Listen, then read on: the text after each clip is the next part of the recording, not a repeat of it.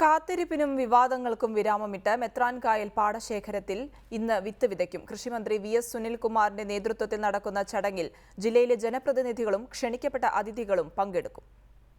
404 acre വിസ്തൃതിയുള്ള Methrankayal പാടശേഖരത്തിലെ 25 acre സ്ഥലത്താണ് ഇന്ന് വിത്ത് വിതയ്ക്കുന്നത്. 8 വർഷത്തിന് ശേഷമുള്ള വിത്ത് വിതയ്ക്ക് പാടശേഖരം ഒരുക്കിയത് 1.5 മാസം കൊണ്ടാണ്. കുമരകം പഞ്ചായത്തിലെ തൊഴിലുറപ്പ് പദ്ധതിയിൽ അംഗങ്ങളായ 500ഓളം തൊഴിലാളികൾ കഴിഞ്ഞ ഒരാഴ്ചയായി ഇവിടെ തിരക്കിട്ട ജോലികളിലായിരുന്നു.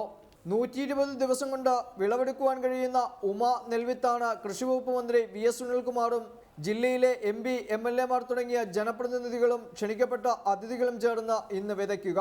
മെത്രാൻകായൽ പാടശേഖരത്തെ അവശേഷിക്കുന്ന 378 ഏക്കർ സ്ഥലം സ്വകാര്യ കമ്പനിയുടെ കൈവശമാണ്. കൃഷിക്കായി നിലമൊരുക്കുന്നതിനിടെ നിരവധി തവണ കമ്പനി നിയോഗിച്ച ഗുണ്ടകൾ മടകുത്തി തുടർന്നതായി ആരോപണമുണ്ട്. കുമരകം SI അഭിലാഷിന്റെ നേതൃത്വത്തിൽ പോലീസ് ബോട്ടിൽ 24 മണിക്കൂറും നിരീക്ഷണം ആരംഭിച്ചതോടെയാണ് ഭീഷണി ഒഴിവായതെന്ന് കൃഷിവകുപ്പ് ഉദ്യോഗസ്ഥർ പറഞ്ഞു. റിപ്പോർട്ടർ, കോട്ടയം.